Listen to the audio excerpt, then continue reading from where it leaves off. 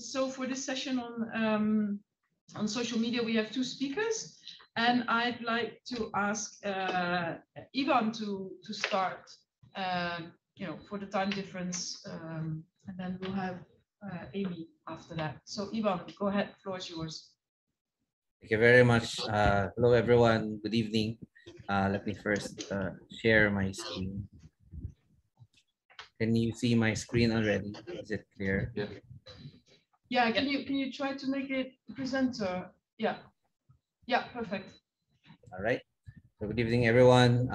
My name is Ivan Robles, or Mark Ivan Robles. I'm from the Department of Science and Technology, Philippine Council for Industry, Energy, and Emerging Technology Research and Development. I'll be presenting to you communicating science through TikTok.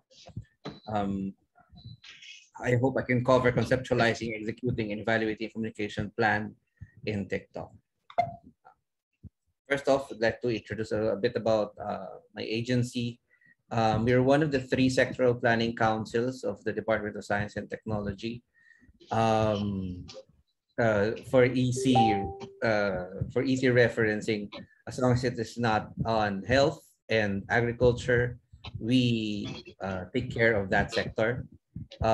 We have 5 mandates, basically where we support research and development, human resource, and technology transfer.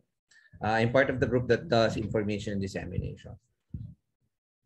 Well, myself, I head the information group. Our group handles all the communication requirements of the agency, from events to social media to media relations to community engagement. So for today, I'll be talking about our campaign, what we did in TikTok. So what makes TikTok tick? For those who are new to the platform, it's highly immersive, and it's able to capture the interest of the users. According to some research, it gratifies one's needs. For some, it's an easy way to popularity. It expands one's social network, and it's also a platform where one can express oneself creatively. But for us at the department, we joined TikTok because we see that it is an effective channel to reach Filipinos. Actually, TikTok reached out to us to have one of our successful social media accounts to be on the platform. Pinoy Science, you can search it on Facebook, is our science communication campaign, wherein we try to make our researches more accessible to the Filipinos. So they approached us in October 2020 at the height of the pandemic to come up with an account in their platform. We also saw at that time it's one of the most downloaded apps, both in iOS and Google. And we also saw that Filipino brands and agencies were already getting into the platform as well. So at present, we do have some modest following. We have 84,000. That's from 0 in 2020. We're now at 84,000. You can see 68 videos uploaded there. We have conducted 4 live streams and 4 science communication workshops, both for the public and for our researchers who would want to get into the platform as well. So the steps that we did was, I'll be sharing with you the steps that we did in doing science communication in the platform. So first is that we should know our audience. In knowing our audience, we should we look at their desires. What do they want? Would they want to conserve the finances that they have? Would they like to conserve time, build their social network, gain status, or find meaning globally? TikTok has 970.2 million followers already. and with a 56% female TikTok ad reach compared to 44% for males. Here in the Philippines, we have 35.96 million users already. So that's like 1 out of 3 Filipinos have a TikTok account, with 65% of those who are on the platform are female, 34% are male. Next is we uh, took a look at our message. The questions that we asked were, what do we want to say? How do we want to say it? Where do we want to say it? We're obviously in the platform already. But to whom do we want to say this, our message? And when do we want to say it? Our messaging transformed through the years that we were on the platform. On the first phase, we called it the first phase because it was the first part of our memorandum of our partnership with TikTok. From October 2020 to December, we were there only to inform the public. When we went into phase 2, that was from January to December 2021, our message to the public then was, or to our audience then, was to engage with us. And this year, our messaging is to encourage our audience to partner with us. And you'll see that later in the tactics that we were able to implement as well. So some tips in knowing your message. One is that you should consider your communication objectives. I think we saw that already in some of the talks today, that what do we want to achieve. Next is that we should agree with management on the messaging. This is one of the I think the stumbling blocks that we were able to hurdle in terms of engaging on TikTok. We had the management support that we would be on the platform. It should be our messaging, and then lastly, we should be able to test our message. It's something that sometimes science communicators do not have the luxury of testing our message with our target audience, so that we'll be able to tweak it as well to their liking. Next is knowing your medium. Here we ask ourselves what to post. When should we post it? How should we post it? In the first phase of our engagement with TikTok, the videos we were uploading were audio visual type presentations. So we thought that it would work. There were some gems we were able to upload, but we noticed that it does not, despite the boosting, it did not get much reach. When we went into phase 2, we now engaged our audience, and first we did a hashtag challenge, which is Pinoy Innovator. Since everyone is holed up in their homes, we asked them to come up with an innovation with household items. So we had a cash prize for them as well, and the winner of that hashtag challenge developed a microscope that you can put in your cellular phone, and you can use it already.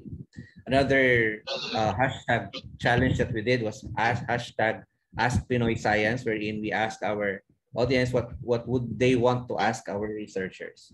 So this one actually really did a good reach. This year, we're having our STAR Camp, or the Science and Technology Advocates for Research Camp, wherein we would be looking for influencers and train them in doing science communication on TikTok. So some tips again. One is that we should be able to convince management. That's one thing that we learned, that management should be really on board in doing these social media campaigns. Second is we should plan our content really well. There were times that we were running out of content already, so we needed to really think creatively and look for new researches or technology that we can feature. And lastly, there should be, we should be aware of timing.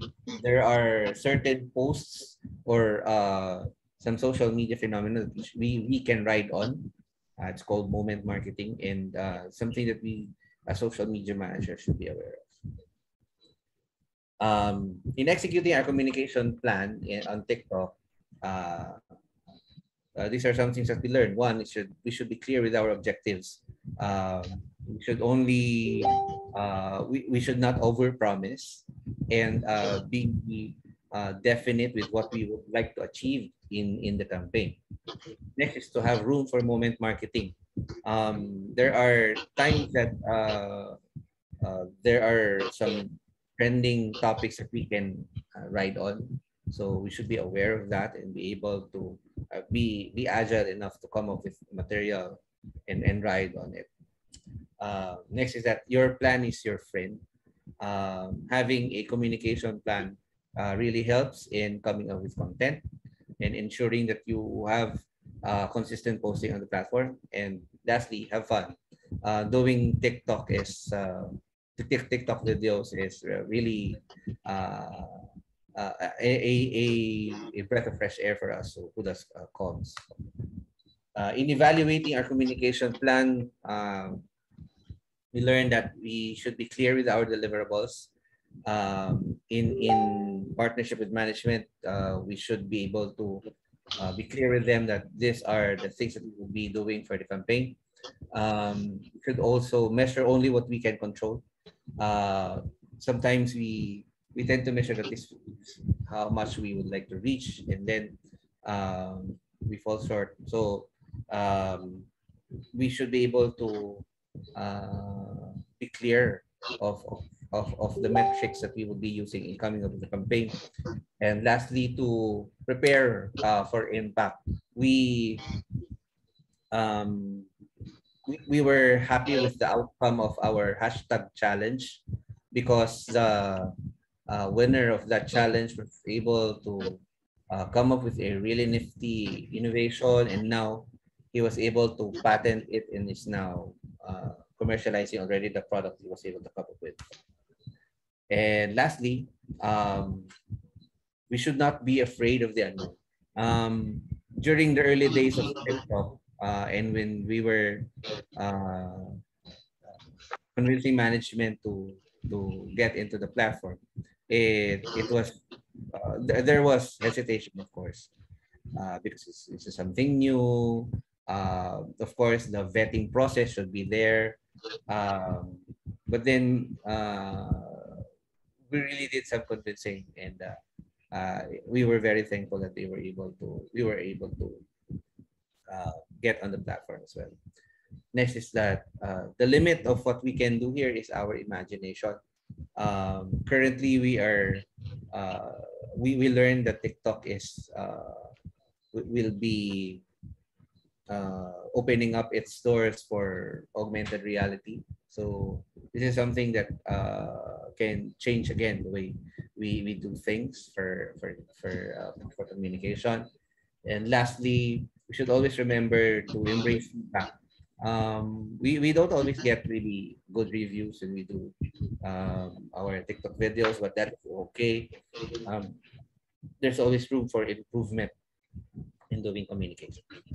So that's it. Thank you everyone for listening. If you would like to collaborate with us, please let us know. And this is my contact details. Thank you everyone.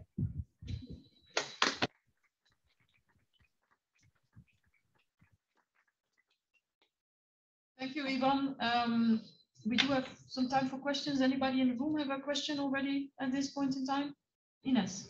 Thank you, Ivan. So I'm not a TikTok user. I've seen TikTok videos online through other channels. So we consider this in your answer because I, I have no knowledge at all about it. But I was just wondering if you could give some examples of what it looks like in terms of content for what the campaigns you mentioned, and how does it compare with what you would use in other channels, in other social media channels?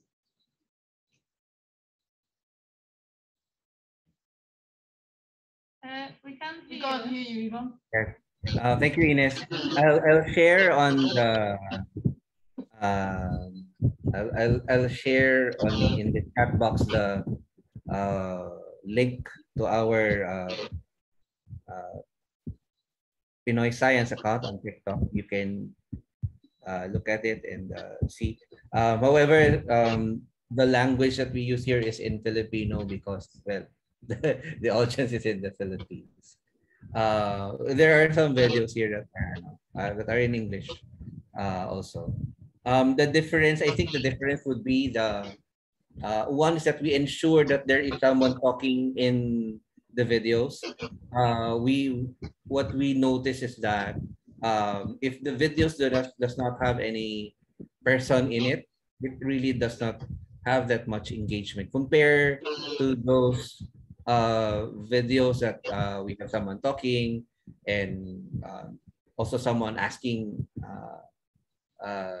the viewer what does he think about it or what does she think about it. I think that is one thing that we noticed compared to the videos that we do, for example, for YouTube or for Facebook.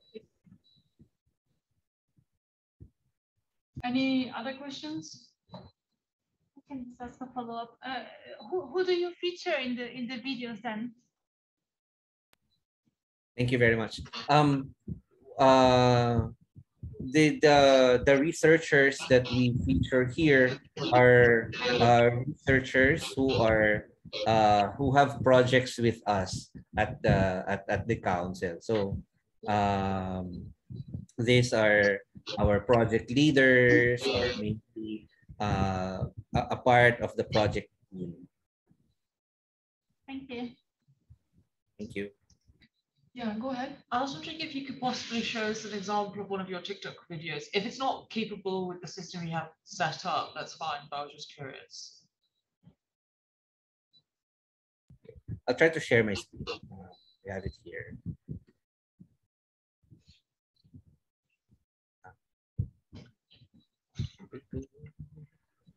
To share it with audio.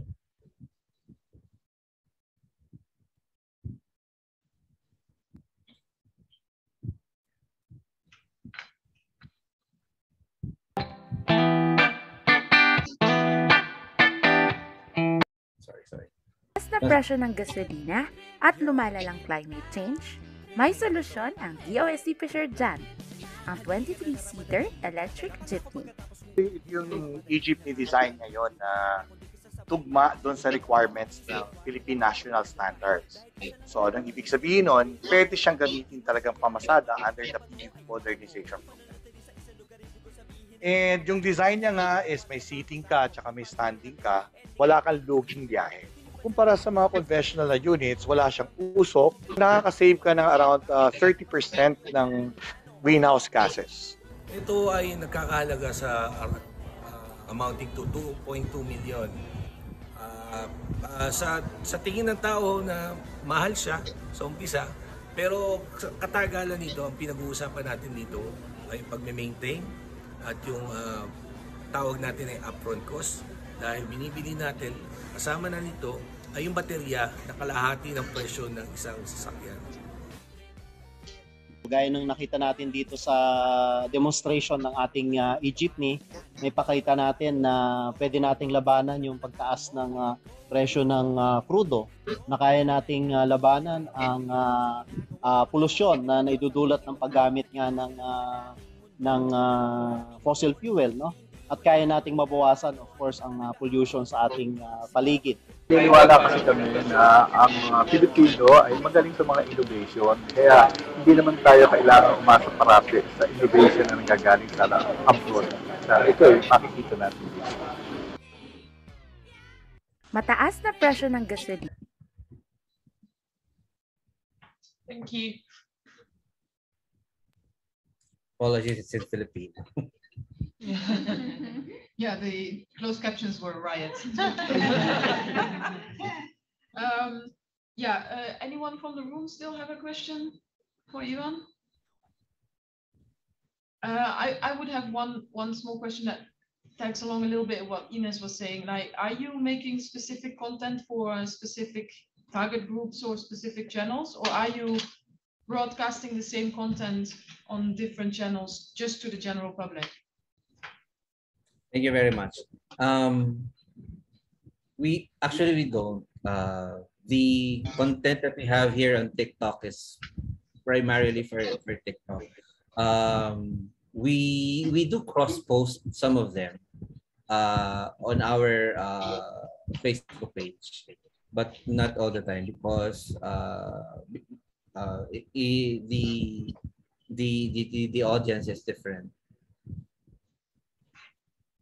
Okay, thank you. So thank you, Ivan. Please do stick around for the next presentation, and maybe at the end you will have more time to discuss. But next, I would like to invite Amy to present. Go ahead. Let me just share my screen.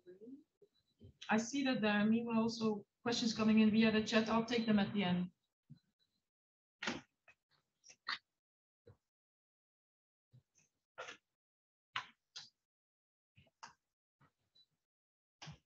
Can everyone see that online as well? Can everybody see the presentation? I think that corresponds to what they Yeah. yeah. I'm going to assume everyone can see it. They'll complain.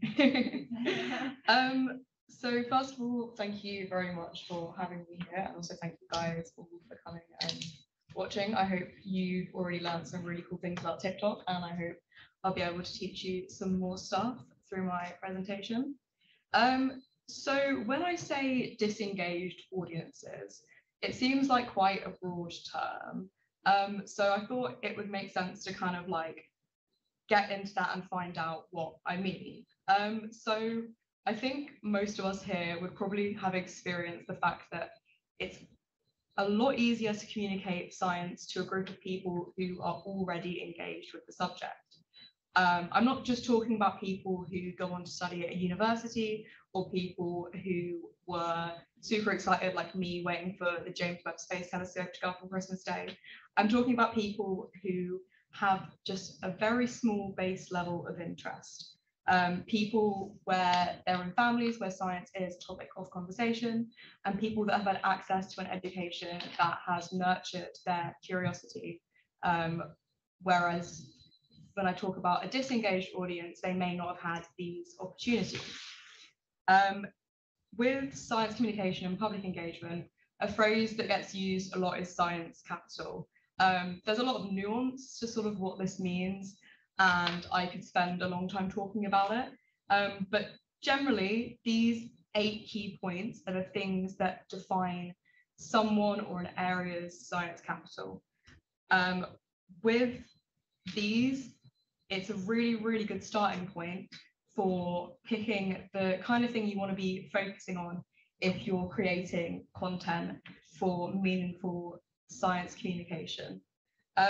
So I kind of focus in on about half of these. So science media consumption, participation in out of school science, learning context, knowing people in science related roles, and talking about science in everyday life. It seems like quite a big goal to set if I'm trying to make content on TikTok that brings an element of these 4 things to people's lives. But even if I do a bit of it, it's a very good, I think it's a good focus to have, and it's a good starting point. So I think even inadvertently, most of the work that we do as science communicators is gonna have some kind of basis on one of the 8 points from the slide beforehand. Even if it isn't something you're actively aware of, the nature of science communication means that you're trying to get people to engage with the science, with the research, and have a level of understanding and comprehension that means that they can sort of accurately debunk things that they see, for example, in news headlines that aren't necessarily for science. So by giving people that kind of base level of knowledge through these 8 things and trying to create a level playing ground where everyone has equal access to science, you'll find that science communication would be a lot more effective. Obviously, this is really difficult, and I'm not claiming to know how to do it, but it's a good thing to aim for. So when we start to think about a platform like TikTok, it makes sense to sort of have key objectives because the algorithm of the app, which is something I'm going to go into a bit more in a second, really likes consistency.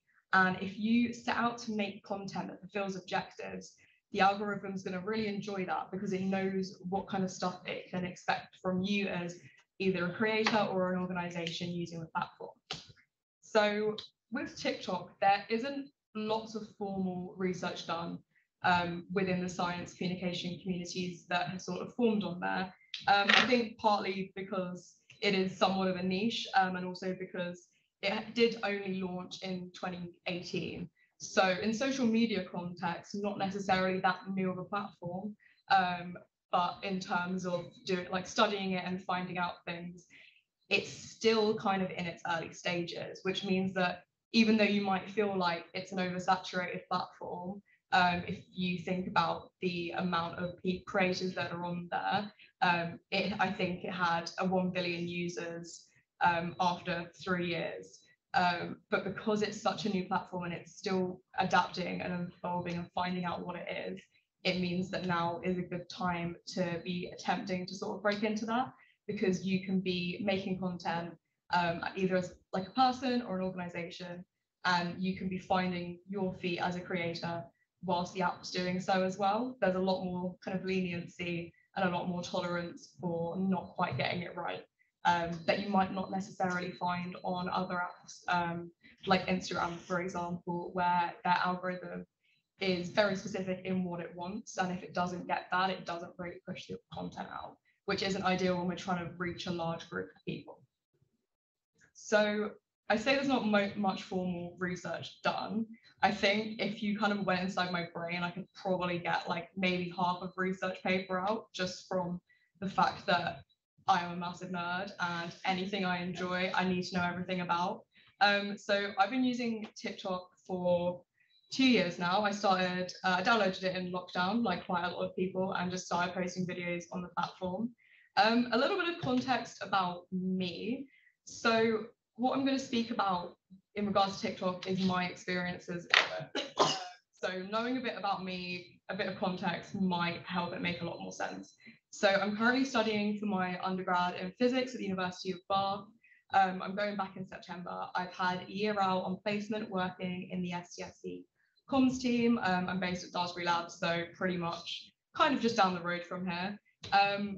Some other fun facts about me. I failed my first semester of first year of uni, and that's not something that I try and hide in any of my videos. It's also not something that I make a massive talking point. It's just something that I let exist as part of my person. I have ADHD. I did finish making this PowerPoint this morning, and also a little bit today. So quite a lot of what I do in my degree, and if I was to go into academia, is a lot harder for me than it would be if I didn't have ADHD. So it means that not only have I kind of faced the barriers of being like female in a STEM subject, but also I have a disability and I'm studying physics, and those two things, especially with ADHD, they don't really go together super well, but I make it work, and that's something that is quite important to me when cultivating like a brand as a creator. Another thing is I hate the topic electric circuits in physics so much. I don't understand it. I never have. It's probably the reason I failed first semester of first year, just because I hated it that much. It also might be because I got 20% in the electric circuits module. So those two things probably had a little bit of an impact on that. So with that brief overview of who I am, keep that in mind, and I'm going to explain as quickly as I can the TikTok algorithm.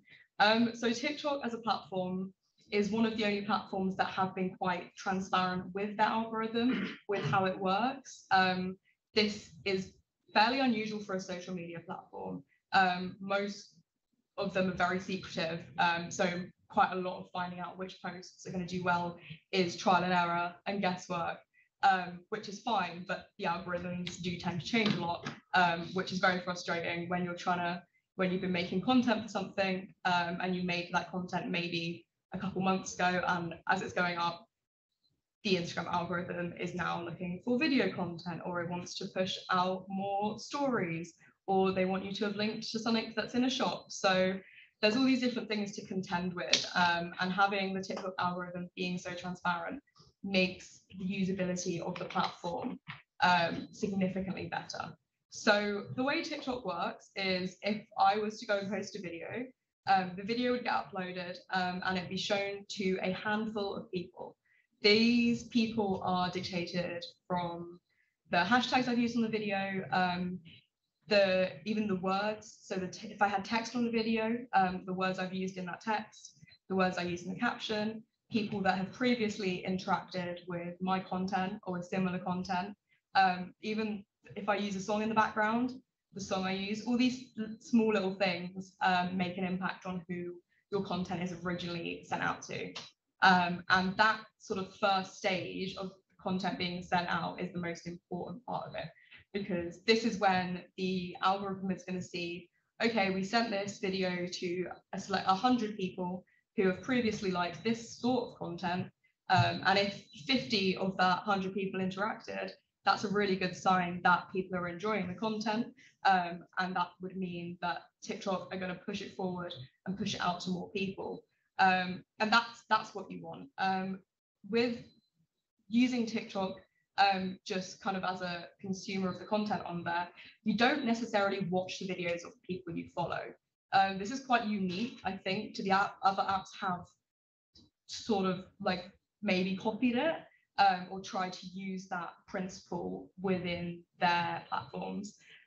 But most of the content you consume on TikTok is through something called the For You page, which essentially is meant to be a perfectly curated feed for you based on your interests, and the things that you've previously interacted with. So say one of my videos went out to 100 people who enjoyed it, they interacted, they liked, they commented, and TikTok were like, yeah, this is great. It would then send it out to maybe 1,000 people. And that process continues, and it's essentially checking in at each stage, like, yes, this content is still good, these people still like it. We didn't just send it out to 100 people who have a very niche interest in this thing. So once people have been sent your content and they've watched it, that's picked up on. So from a user perspective, when you start to think about all the data and stuff it's taking from you, it is a little bit scary. But if you want to engage people and you want to reach people, it's super, super useful, because you're not pushing out stuff to people that already know or already interact with it. Of course, those people are going to see it as well, but you're reaching a new audience pretty much every time you post a video. And that's not something that you can really do anywhere else, within reason. So I think that's the algorithm is one of the reasons why it is such a useful app, and a useful platform. And then people that have interacted with your content, even if they just saw it, liked it, and moved on to the rest of their feed, they're more likely to be shown your content in the future.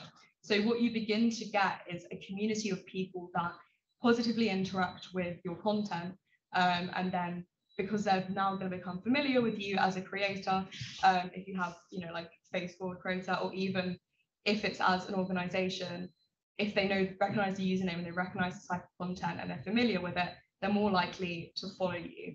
And then you've got someone who is actively waiting, sort of, for your content and engaging with it when you post, which means that it's a great place for community building. So for science communication, I think TikTok as a platform works really well, and it's because of the algorithm. So the way I do it is I don't sit and communicate science in the way you would maybe traditionally expect. So I do have some videos, which is me explaining how like receipts work, because I think it's really cool, or me talking about aerogel. I really like material science, if you can't tell. But most of my videos are based on things that are already trending. I've just tailored it to my niche. So I mentioned I hate electric circuits. It's a common theme on my page. I'm not sure it's the reason why people follow me, but I'm also not sure it's not why. I seem to have created a niche with it. So maybe I see a trending sound that I think, okay, nice, I can link this to my niche. So I'll film the video, post it, and then I'll maybe say something, making a joke about like, oh, I failed this module, or I find this really difficult, or oh, I hate doing this like aspect of it. And it means that not only are the people that are already involved in science going to interact with my content, it's also going to go to people that don't like it, or they think they don't like science. So then I've got people interacting with my stuff, with my page, which is primarily very positive science content, who think they don't like science and have not taken an interest, and probably wouldn't have interacted with anyone who makes science content before that if it was just pure physics content, and pure physics content is great, but there's a lot of it sort of already, not necessarily on TikTok, but if that's something you want, people can find it. But the people that don't know that they like it yet aren't going to be looking out for that. So what essentially you're getting when you've got these people that are interacting with your content is you can create what's called a digital micro community. So instead of you having big influencers that have lots and lots of followers, there's a lot of small creators that have maybe like in the 10,000 of followers to about 100,000 that we call micro influencers. And what they've got is a community of people who really like content they create, fit the niche that they kind of set the precedent for, and are going to be very receptive to the things that they post because they feel like they have a more personal connection with them than you might with someone who had 1 million followers. This is really useful because it means that you've got people that are trusted, and you can utilize that to communicate ideas or kind of get like traffic to certain things. So an example that I would give is, say for example, you had like an apprenticeship program. We could do a really good apprenticeship program at STFC. Say if 1 year we had less applicants and we wanted more applicants, we could find a science content creator and do a bit of influencer marketing and pay them to make a video saying, hey, did you know that you can do this? It's not necessarily going to get the most traffic and the most views because people don't like to feel like they're being advertised to. But on a very simple level, you've now got these kind of like creators where you can leapfrog off their platform to do the things that you need to do within your respective organizations. So there's a lot of routes that you can go down when you are thinking about how can we utilize TikTok as an organization. So influencer marketing is probably the one that I think is the most useful. I think it works best when you have like a brand ambassador. So that would be an influencer who has a longer term partnership with an organization and they're creating frequent content, because it can be less of a big thing in a video. It could just be a small section of it. And it creates a nice relationship where they are going to be communicating the things that you want them to. And it's not just like, okay, well, we paid you for the sponsored content and that's it, you're done. Because the thing with sponsored videos is they don't do as well unless you have the millions of followers. But if you've got someone that's consistently talking about something to their audience, you're more likely to get people being receptive to it. So there's a lot of like names for quite a lot of these things, but I would refer to them as brand ambassadors. Recently, I worked with UCAS on a disability campaign, which essentially involved me just sending them over 2 videos and answering a couple of questions, which took me max maybe half an hour. And now, because in the contract I signed, I said they can use that content for whatever they want, sort of indefinitely. It means that they now have maybe like 10 probably social posts that they can pull out of it. So for one kind of interaction, you're getting a lot of output from it, and you're getting a lot of output that is going to do the things that you need to do that you can't do off your own accounts. So I can't jump on the STFC account and post like a funny TikTok about a joke on like the standard model or something, but STFC can partner with me and I can do a fun video being like, oh, here's these things that aren't sponsored, here's this one sponsored thing, and sandwiching that in means that you're gonna get people going and sort of like answering the call to action, as it was. So I think what all of this boils down to is, if you can't get the people, the audiences that you need to come to you, it makes a lot of sense to go to them and exists in the spaces that they're already using, because someone who's not interested in science, it's going to be very difficult to get them to think that interacting with like a scheme or an organization is something they want to do. But if you're already sort of in that space where they're hanging out, so to speak, you're more on that level and they're more likely to be receptive to the ideas that you're putting across. So yeah, utilize the space that they're already comfortable in. Platforms like TikTok mean we have more potential to reach people than we ever have before, bringing science to people and sort of giving them the opportunity to be curious about things and ask questions and learn. Whereas in the real world, that's very difficult to do. But with social media, we can essentially like project ourselves into people's living rooms and do all of the science communication from there. And you don't have to individually go and talk to schools, because you're going to put one bit of content out that can reach potentially millions of people. So I think, like, as science communicators, especially if you're using social media, you owe it, like, I think that I owe it to the audiences that are not as engaged with science to just sort of give them the opportunity to like consider a future in STEM, just to kind of give them the information that they need to make decisions like that, and educate them on certain things and give them the space to ask questions. And the fact that I can do it just from my phone is like very much an added bonus of it. So yeah, if anyone has any questions, I would be more than happy to answer them. If you scan the QR code, it's going to bring up a link tree that's got like my email, my LinkedIn. So if you think of any questions in the future, feel free just to message me them. And yeah, well, thank you very much.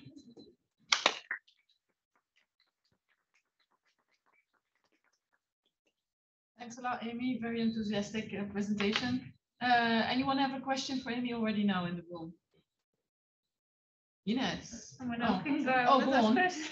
Do you think there's a difference in engagement if a post comes from a facility or an organisation versus an individual? So should we be supporting or encouraging our individuals to be the people on TikTok, or should we be the ones on there as an organisation? Yeah, I think that's it's a very good question. It's something that like I know a lot of people are considering. I think anything comes better if it's from a person. Organizations like CERN and NASA, they can do well on TikTok because they already have that kind of established authority, especially someone like NASA. I think like for kind of STFC, it should be the people that are doing the science, posting videos and sort of like communicating it. That's very difficult to do, and you can't ask people to do that. And I don't think there's a massive harm in like an organization having a TikTok account, especially if it's a like smaller, more niche one, because you can get people kind of on it talking about what they do. But ultimately, I do think you're gonna get a more positive reception, and you're going to get more engagement and more like meaningful interactions with stuff that art is coming from a person. Just to feed on to that, is it like consistently from the same person that's the important part, or if it's with an organization, say every video does have a person inside it, but it's different people, would that? I think it works better from the same person because you build a relationship with them as a viewer, even if it's very inadvertent. I don't think people realize, but you feel like you know someone if you watch a lot of their content, which is quite a new thing, and it's not necessarily like how you've had like celebrities before, because you have a lot more access to these smaller content creators. That being said, I do think there is positives to having an organizational TikTok account or Instagram with people that work there on it. I don't think it would do as well, but I do think it would still do well, especially if you're going to compare that to things that are just like static, like kind of images or just like general video of stuff. I think having people there and talking is better than not, I guess, is my answer. And then this is another question: is, do you have any ideas what the demographic breakdown is of your? Yes. Would you like the specifics? Yeah, if you can give so yeah, TikTok have really good analytics that are fairly useful for kind of all intents and purposes. So my general breakdown, so for gender, my followers are 88% female and 12% male, which I'm not super surprised at because most of my content is women in STEM stuff. And also like that you kind of attract people that see themselves in you, and I think women are probably more likely to relate to the stuff I'm posting about being a woman in STEM and things like that. And then so half of my followers are from the United Kingdom, 20% from the US, 4% from Canada, 3% Australia, and 2% Germany. So that's the kind of like overview of my demographic. And then I think I can find age ranges as well, but I have to go like onto the website for that. But last time I checked, it was I think 20 to 24 was the largest kind of group of people following me. But that's followers, that's not people that are just interacting with my content. And I think those are probably quite different groups of people. But I don't have the data on that, which is kind of annoying. Yeah, because it's an interesting system of you have a For You page where you get pushed out to more people than who are following you. Do you have like an average idea of how many people view your content? Yeah, so you can see video views on each of the videos. Mine vary. I'd say like they maybe average on 5,000. Like that's what I expect a video to get. And then if it's like a video that I'm like, yeah, I know that's going to do well, it'll probably be like 20,000. And then I'll occasionally have some that are sort of like in the 100,000 to 500,000 mark. And it doesn't, I think it's gone beyond that maybe like once or twice, but that's generally where they sit. Which, yeah, it's you can see on people's profiles how much each video is viewed, and also how many comments and likes and shares and saves it has, which is really useful information, especially when I'm posting something that's like an explainer video. If I can see it's got a lot of saves, that means a lot more to me than it having a lot of likes, because I can see people are saving that and might be going back to it, which is the kind of interaction I want with that post. It's a question for both the speakers. I don't know. I think Ivan is still there. He's still online. Ivan, are you still with us? Yes, I'm still here listening. Okay. Okay, Great. Maybe I miss it, but in order to estimate how much effort implies to be in TikTok, how many often you upload videos, how many time takes you to prepare one video? Yeah, I think if we both answer that would be useful, so I can imagine it's quite different.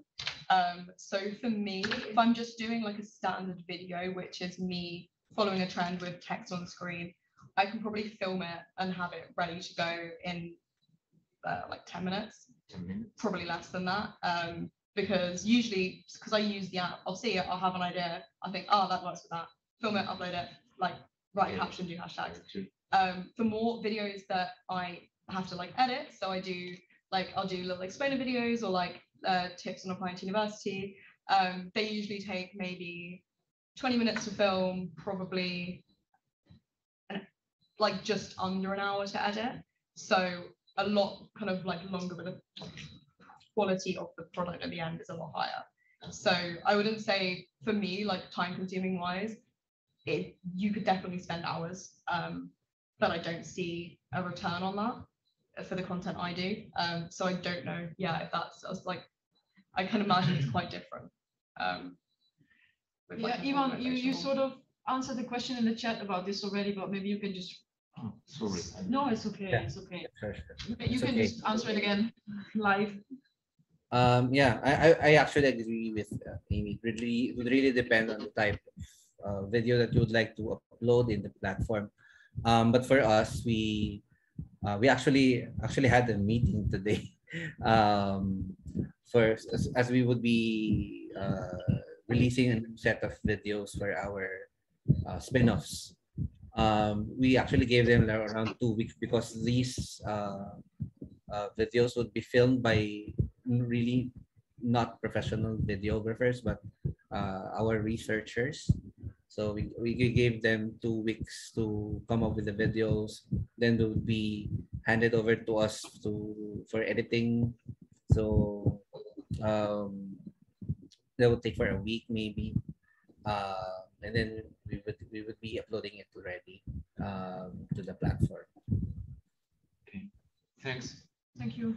Yeah, go ahead. Another question. I have a question for Amy. So what equipment are you using for filming? Just your phone, or you have like external microphones or lights or tripods? So I use like just my phone. It's an iPhone 13 and the camera is very good on it, which is part of the reason I have it. And then I've got a ring light, which I got for about a tenner from B&M Bargains, and that's like set up because I have a nice little like background. So I use that. So that's basically it. But I didn't used to. It's mainly just because I am slightly nocturnal and all the time I want to film, it's dark. So I was like, yeah, I probably need a ring light. But you can definitely just literally do it with the phone. As long as the camera's decent and the lighting's good. The sound has never been an issue for me on it, and quite a lot of the videos I'm not talking in it. So I think you could 100% do it with just a phone. Great, thanks. So I'm conscious of time because I think some of the transport is going to go in a few minutes. Actually, Mathieu told me that I should ask some of my very difficult questions, but I'm just going to delay that order and not ask my difficult questions, and just thank you, Ivan and Amy, for your very interesting presentation.